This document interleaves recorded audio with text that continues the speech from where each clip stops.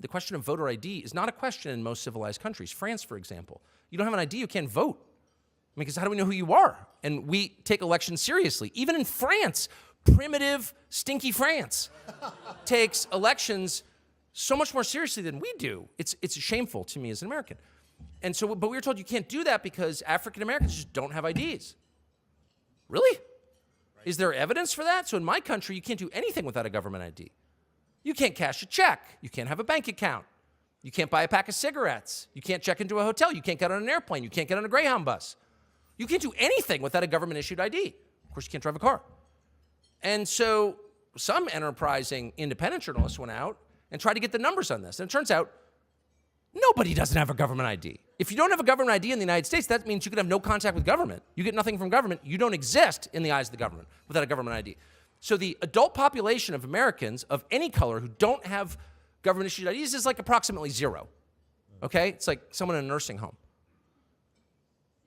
And yet nobody in the media noted this. And to this day, we don't have voter ID laws in state after state because it's considered racist. And it's yet another example of the way that ruthless people with, I think, evil intent leverage the inherent decency of the citizens of our country to get their way.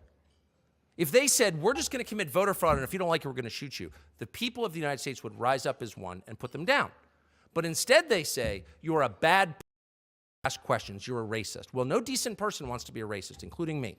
That's awful. I think God created every person with identical moral value. Identical. We are all creations. That's my view. So racism is like abhorrent to me.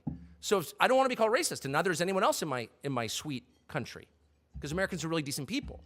So that claim right there is enough to shut down the opposition sufficient to roll over it. And that is exactly what's happened. And I hope we're at a point where we just stop taking them seriously. These are people who don't care about the meaning of words, who will accuse you of abetting a mass shooting because you think your country has too many illegal aliens. Like, it's freaking insane. So obviously they don't really mean it. They don't really care. They just want you to be quiet because you're inconvenient. And my strong advice to you is don't be quiet. Because if you're quiet,